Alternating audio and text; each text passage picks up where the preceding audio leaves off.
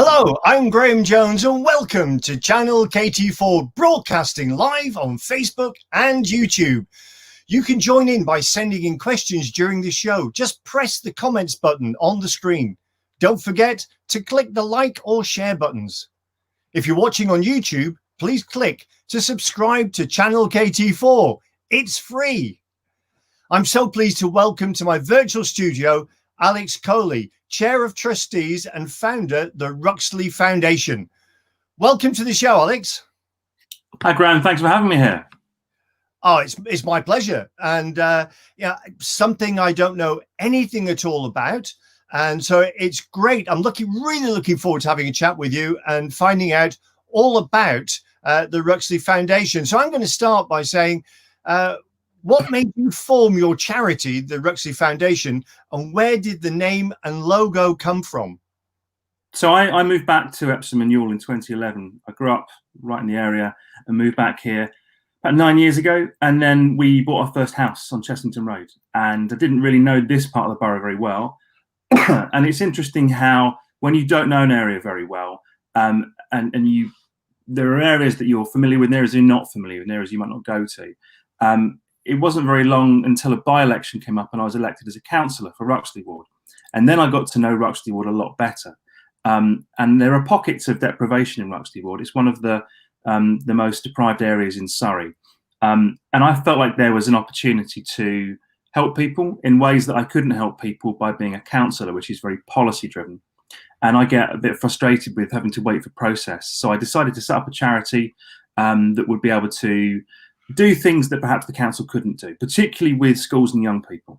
The logo, which we have, is kind of an approximation, if you like. It takes little pieces out of the borough logo, which is the hogs mill running through the green fields. Nice sunshine rising over it. My daughter actually did that with marker pen. And then I took it to the dad of a school friend of hers, who's a graphic designer, and he turned that into the design you see in front of you. So it was very, very locally done. Very much about a little kind of family and friends get together. And we're really proud of that being something that we've done just ourselves on our own. I've just got to say something, Alex, that I actually think that's such a beautiful logo. And I did look at the logo and I didn't realize that there in the middle, you've got the hogs mill running through it and the sun shining above it. I think it's absolutely lovely. And well done your daughter for creating that. And Simon from Hung Drawn, who is that's the design studio, Hung Drawn. So big shout out to Simon for doing that. That's good. That's good. And so anything more about the formation of the charity? Yeah, it was kind of down to me because I've never done anything like this before, but I like a bit of a challenge.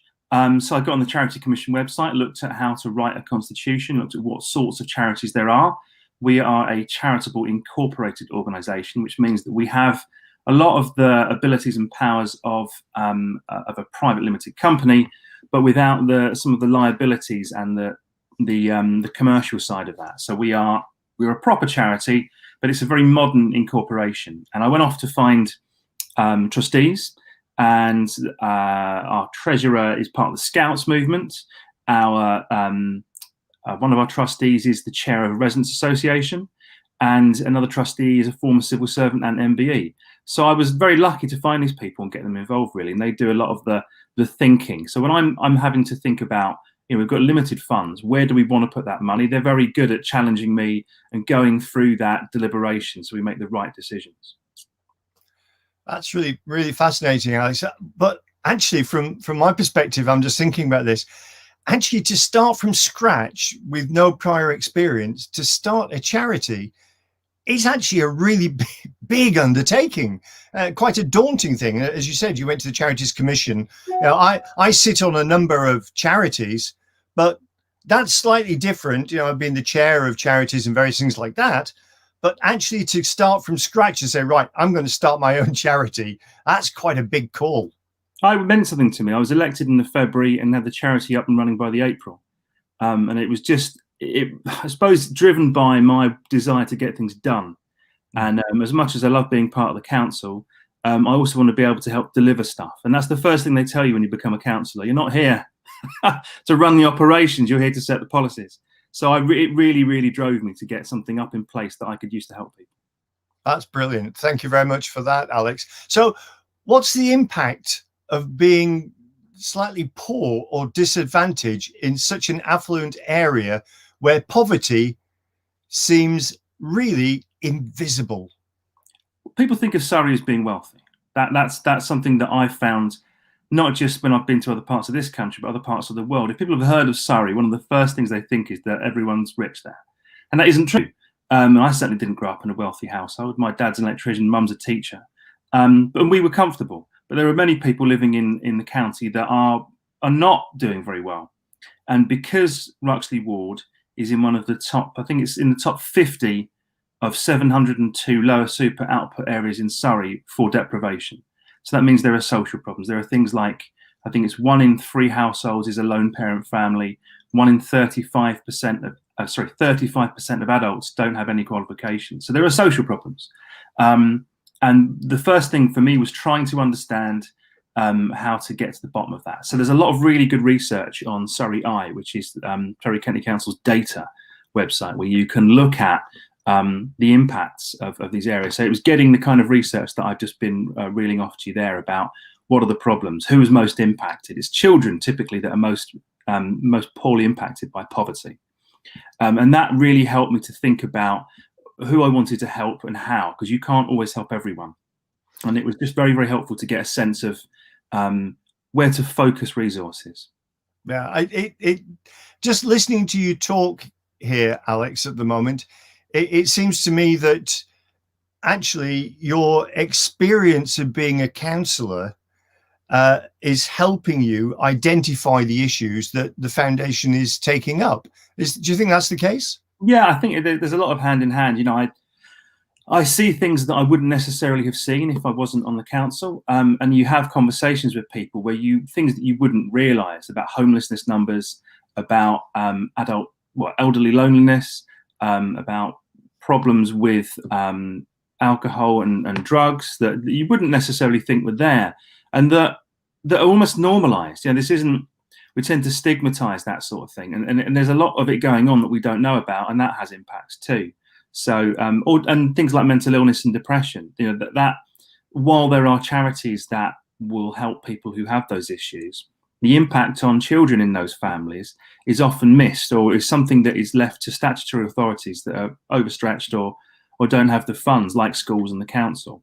So a lot of the referrals that we get are partially through statutory bodies. Okay, there's also social mobility is an issue. And so, Alex, could you tell me something about the Social Mobility Commission and what it found in terms of Epsom and Ewell? Yeah, so it's a good story for the borough, I suppose, because the Social Mobility Commission was set up by Alan Milburn, who's a former Labour Health Secretary. They are a civil service type organisation, if you like, and they did some research across the whole of, I think it was England and Wales, to look at various factors, so age groups from I think it was 4 up to 22 years old, and to look at which areas have the best social mobility. And by that I mean things like, are children where they should be in terms of their education and their health? And once you reach adulthood, you know, are you able to get into the roles, like management roles, for example? Are you able to afford a home? All of that kind of stuff. So there are the top 20 boroughs in England and Wales. 18 of them are in London, and that was interesting to me. So there's a lot of focus on social mobility in London. Now there are 32 boroughs in London, so that doesn't necessarily mean all of them are good, but 18 of the top 20 were in London. Only 2 are outside of London, and that's East Hertfordshire and Epsom and Ewell. And so I was really interested to understand what is going right in Epsom and Ewell, and how can I use that to help people in Ruxley Ward, which is where my charity focuses. How can I help people?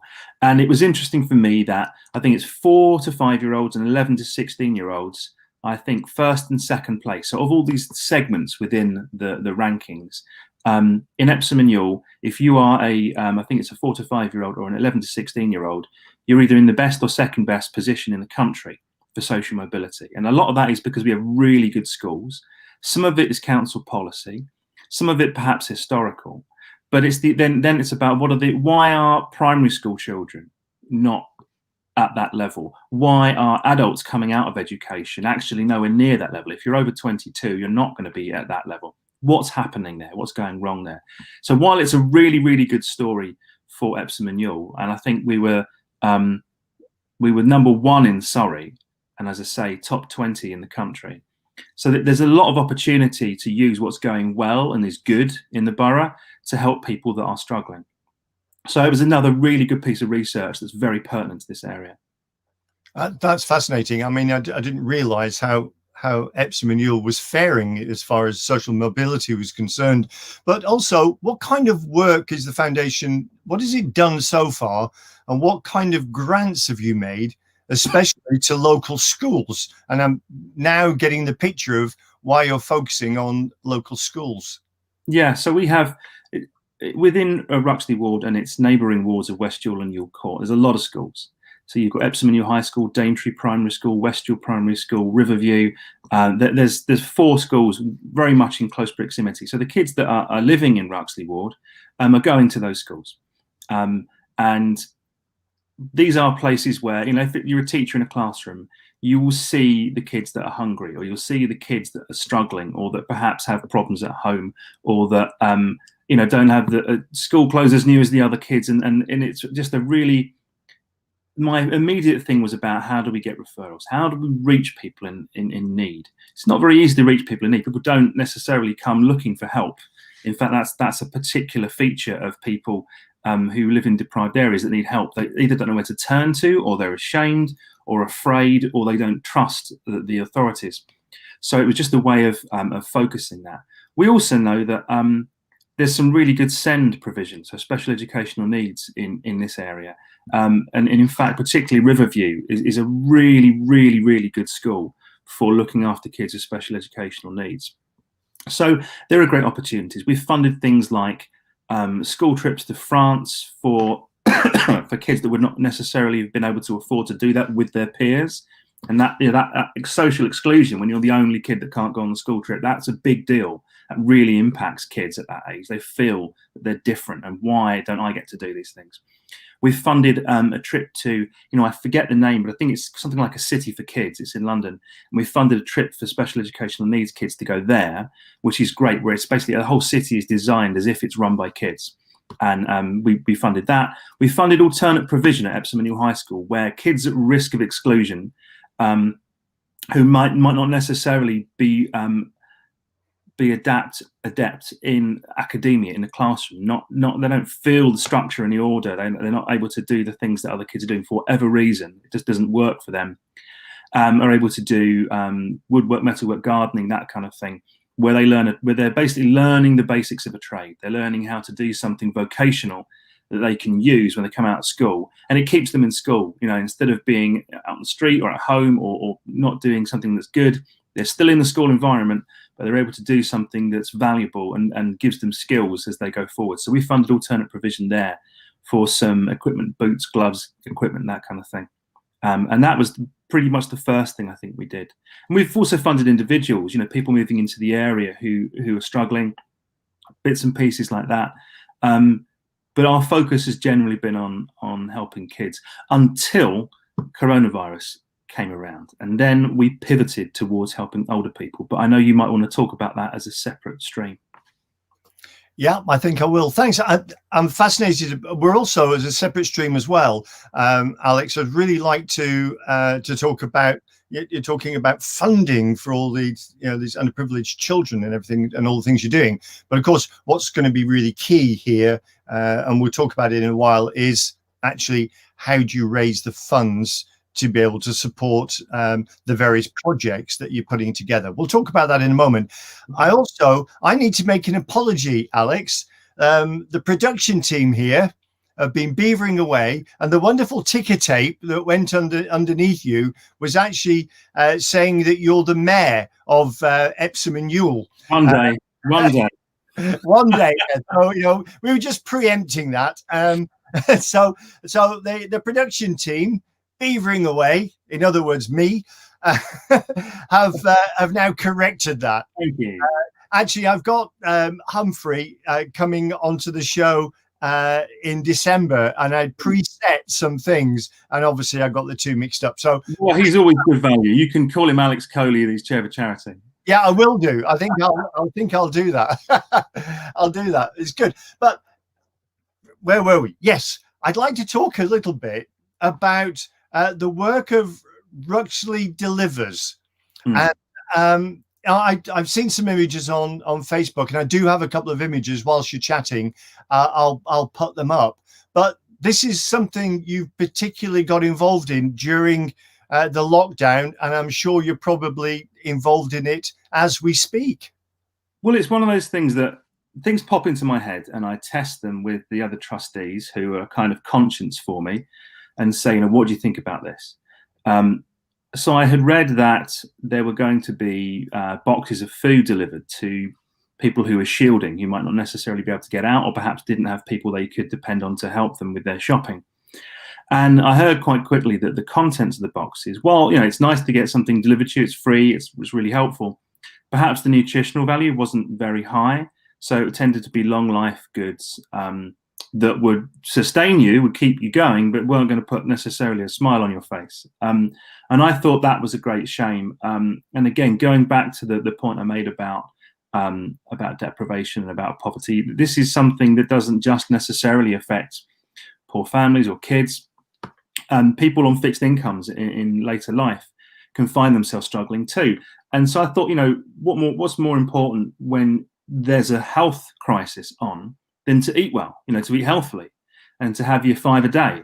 So I had a look around for suppliers, and very, very luckily, in a WhatsApp group for Clarendon Park, which is part of the ward that I represent, there was a guy there who said, I know an old boy who's Covent Garden Market fruit and veg trader, and I'll put you in touch with him. And we got in touch with them, and they were fantastic. They were doing COVID-safe deliveries to either the food bank, the Epsom and Ewell Food Bank, or to the council's community hub at the Longmead Centre on Sefton Road. And so we were basically looking through their catalogue, talking to Jonathan at the food bank or the head of service at the council and saying, right, what do you need? What are the, here's a shopping list: broccoli, carrots, potatoes, apples, oranges, bananas, that kind of thing. Tell us what you need, tell us the numbers. And I talked to the delivery guy, and we do this overnight because they get up very early in the morning. And in the morning, he'd come back with prices. So, for example, the price of broccoli increased almost fourfold in about 2 months. So we had to start looking at substitutes because supply chains get impacted by a health crisis. And, the price of goods starts going way up because it's all being imported from Europe. Well, a lot of it's being imported from Europe, to be honest. And then, things shut down. So we then had to sort of get into that. I quite enjoyed the logistics side of it. I almost thought I wouldn't mind being a fruit and veg seller. It was quite enjoyable. And we got into that and looked at, right, how do we do this? How do we fund this? And we figured out we had enough money in the bank to do it for 10 weeks. So while I was getting deliveries sent out to people, I was looking at how long before the money runs out? How long can we keep this promise going? And so we had it all run logistically. I was getting deliveries to my house as well, where there were people falling between the gaps. We were doing deliveries ourselves, or getting people could come to my house to pick stuff up and get it to someone that needed it. And as you probably saw in the photos, my daughters really, really enjoyed playing fruit and veg shop for a few weeks. They really got into that. But it was such an important thing to me that we did that. I set up a Just Giving page called Ruxley Delivers, which I got a lot of help from councillor friends, also got a lot of help from the community. And we raised over £1,000. I think we're up to 1,300 and something quid now to help keep that going. So we'd spent about £3,000 because we've got quite a modest bank account. Went through about £3,000 in the first few weeks, and that money kept us going until the end of that first lockdown. Presently, I'm offering the logistical contacts to the council because they've received a large grant from central government, which they've given to the food bank, and I've offered those contacts if they need them. So I'm not actually running it this time, but I really enjoyed running it the first time round. And one of the great successes, the great joys, which again they've got some pictures of, was on VE Day. The mayor at the time, John Beckett, he's really into the military enactment stuff, the dress up. He's got a US captain's uniform. And on VE Day, we did a delivery to Oakmead Green. There he is. which is a shelter community for elderly people. And we got him done up in his gear and went around with little flags with Fab, Epsom and You'll Fab, who are another charity in the area, and Luke Giles, another councillor, very kindly helped put that together. And we got the fruit and veg down there. We put it in these brown bags, good old-fashioned brown bags that Jason from Yosani gave me for free, very kindly, and made up Dig for Victory postcards. And we got local children to write messages of support and just, to show some caring for the elderly people in that community. So they all had messages on the back and the logo of the Ruxley Foundation and Epsom and You'll Fab, and the famous old Dig for Victory World War II poster on the front. And we handed those out. We had 3 different types with 3 different kind of arrangements of fruit and veg in to all the people in that particular, it's like a little cul-de-sac, a retirement community. And we had great fun with that, got ourselves in the newspapers, managed to make sure my children didn't eat all the apples, and had a lot of fun, got some attention for the charity, raised some money and helped some people. And that was probably the most exciting, most rewarding and exciting thing that I've done with the charity yet. Really loved it. I was talking a while ago, the first lockdown time, with Eva Kington, the Surrey County Councillor, and also talking here in Cuddington Ward, where I'm based, with Phil Neal, our borough councillor. And I didn't realise until I was on one of these Zoom meetings, I didn't realise how much strain on the council had been put by this exponential leap in the amount of delivery services that were required, and so I think it was over tenfold it to get out to those in need, those that were self-isolating, the vulnerable, and everybody else. And so for you to help that has been an absolutely amazing achievement. And as you said, I mean, that you're saying the funds are limited, but it's how you utilize those funds that's the key, isn't it? And you've done that. You can see, broccoli's gone up by 4 times the cost. So you found things that are cheaper, so you can still keep good quality food and get them out to the people that need them. So, congratulations to you. Those leeks, thank you. Do you see those leeks in that picture? They're like baseball bats. They're almost 3 foot long. So we switched broccoli for leeks. I've never seen leeks like this. Let me put that picture up then. Let's have a look at it. There we go. They're longer than my arm, those leeks. Well, you're right. You're right.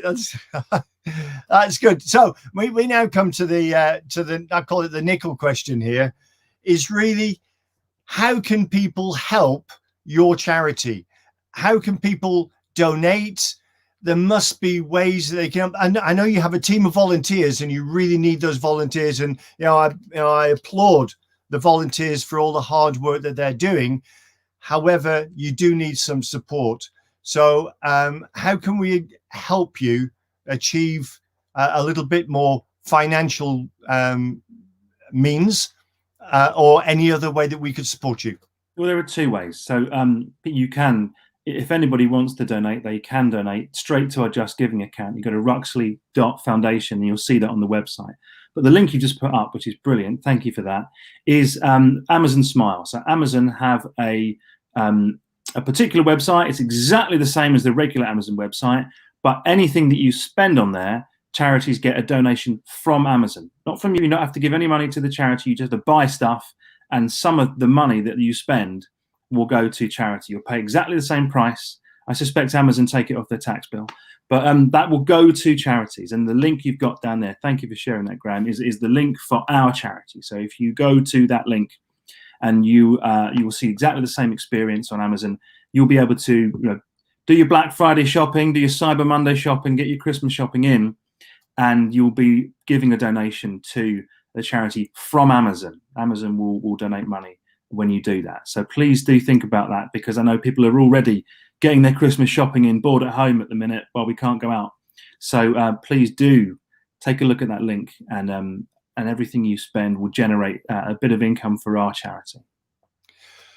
Well put, Alex, well put. And I hope that people will, as they watch the programme, I hope they will come forward and support all the work that you're doing. Alex, thank you for joining me in my virtual studio here at Channel KT4. It's been fascinating to find out about the work of your wonderful charity, the Ruxley Foundation, and all the support that you're giving to the local community, particularly during this really difficult time. May I wish you and the charity well in the run-up that's coming up to Christmas. Thanks very much, Alex. Much appreciated. Thanks for having me on the show.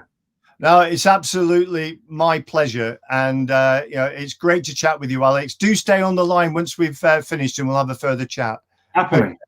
All right. This is Graham Jones. Join me next time on Channel KT4.